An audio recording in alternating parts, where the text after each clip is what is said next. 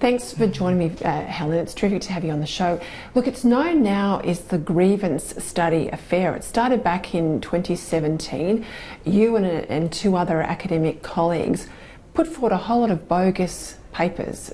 For people at home that don't know the story, these were completely made up. Many were absurd, absolutely absurd. You boiled them up to scientific and academic journals. Many were published, many were taken on as factual and truth-telling. In some you were even applauded for the research.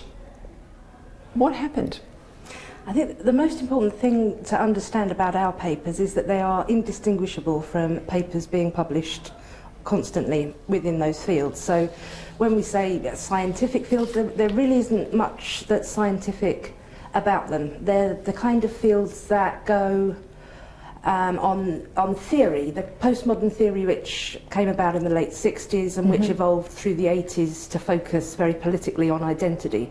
So the idea of these papers is to draw on these theories, draw on other scholarship, make ideologically motivated claims, and then claim to have found evidence of them and wrap it up. So that there's nothing really solid in there at all.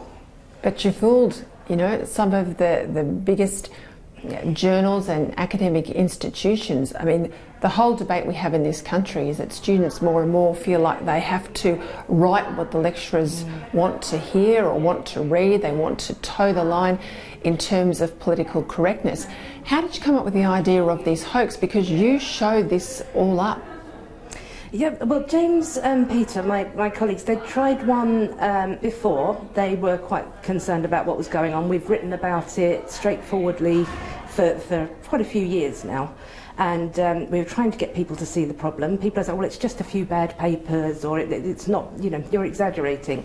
So they tried one, and they got one paper in, but they weren't so happy with the results. The journal wasn't as reputable as they'd have liked, so they decided to go ahead with a more sort of in-depth and long-term study, see how many we could get in. And they brought me in on the project because I'm quite familiar with theory, and yeah, we went from there, and we got better over a year.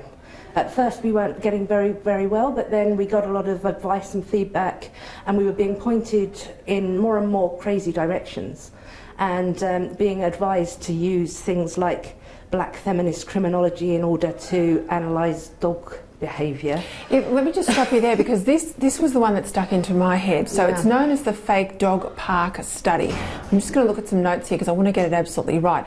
In your paper, you suggested that dog parks exposed canine rape culture. Now, I am not kidding you, people at home watching all of this. You watched in the paper, claimed to have watched how dogs behaved, how they interacted physically, how they formed relationship. The title was typically the stuff that we would see now in a university. The title was Human Reactions to Rape Culture and Queer Performativity at Urban Dog Parks in Portland, Oregon. And this was well received. It was accepted in a journal. Tell me more. Yeah, that one went down very well, and it was also honoured in a special edition.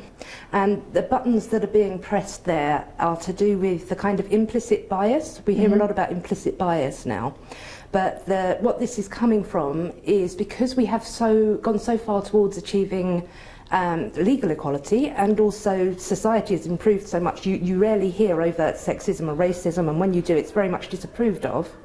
So they're kind of looking for a way to discover racism and sexism anyway. So there are these implicit bias tests, and our paper is really a kind of claim to an implicit bias test.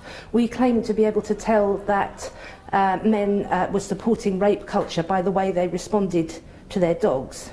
And of course we went further than that and suggested that men could benefit from being trained like dogs.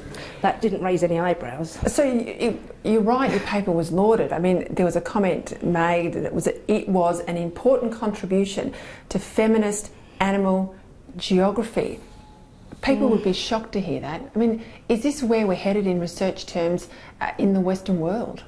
In the Western world, no. Most of the scholarship is still rigorous, it's still evidence-based, it's still replicable, people are doing good work, but there is a certain kind of scholarship in certain fields which is acceptable and it shouldn't be.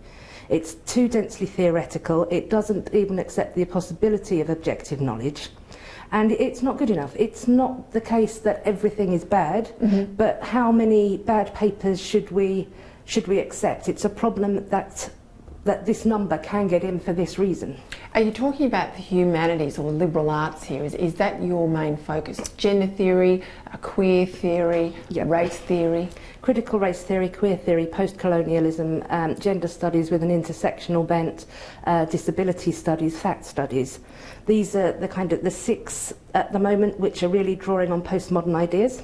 So there can still be rigorous scholarship of a feminist kind or a racial kind, but not when it's drawing on these theories which don't accept an objective reality, which see all of society as constructed in systems of power and privilege, which are being perpetuated through language. So we see a lot of focus on the power of language, the danger of language. It can do harm, it can do violence. And that's the kind of theory. So yes, it's in the humanities, but it's a kind of sub-discipline. Our papers got into fields as far apart as geography and social work. So it isn't that everything in identity studies is a problem. It's this particular approach, and it's popping up everywhere. There have been reports of a kind of feminist approach to engineering. We had a very positive approach to response to one of our papers trying to get feminist and queer astrology into physics. They said, oh yes, we need to go there now. We've made some headway into psychology and biology, but not physics.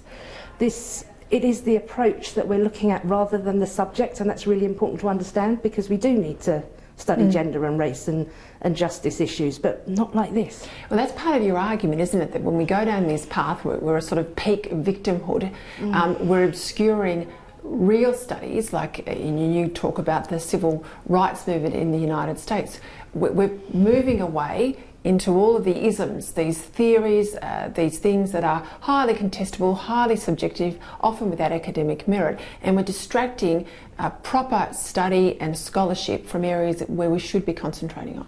Yes, exactly. There's a lot of good scholarship that needs to be done out there, which is going to measure the amount of the degree to which racism is still a factor within employment, that can look at how what gender differences actually exist and how much they're to do with different choices being made and how much of it is socially constructed. We need to consider both to actually look at this and to answer it and to make any progress. If we begin with the expectation that everything is due to power structures that pervade the whole of society in terms of language and then just try to find them, we cannot progress. You're here as a guest to the Ramsay Centre for Western Civilisation. You're giving a keynote speech here in Sydney tomorrow night. The centre itself has been subject to a lot of controversy here in Australia. It was founded on the bequest of a very generous Australian, billions of dollars put forward to the advancement, the study of, the critical study of too, not just a positive view, but opening up a debate about Western civilisation, its value today and its historical relevance. Yet so many universities here won't take the bequest on. Their campuses won't look at Western civilisation. They'd rather study civilisations beyond the West, when in fact so much of our critical thought and the Western canon, our ability to even have this debate, you to put up your hoaxes, comes from Western civilisation. Where have we gone so wrong? I think within studies at the moment there's this assumption that we already focus too much on the West. We need to unpack our history, what they would call the traditional philosophical method of the West. Science is a tradition, a cultural norm of the West. Because this has dominated society, and it still does to a large extent, the critical theorists think that we need to step away from it. We need to achieve something called research justice, which brings in all other ways of knowing, which can be religious or cultural or spiritual, or women and people of colour. We're supposed to have different knowledges to everybody else. So it is alarming, and it is pushing back at any sort of positive understanding of knowledge and reasoning and arguments that have come out of the West. So I think we have to be very aware of that, and we have to push back at it. As the Ramsay Centre has been explained to me, they're not at all opposed to learning about other cultures as well. Correct. So this doesn't seem warranted to me to push to try and shut down studies of Western civilization. I prefer to call it secular liberal democracy. That's what we're talking about. More strength to your arm, Helen Pluckrose. Thank you very much for your time tonight. Good luck with your tour.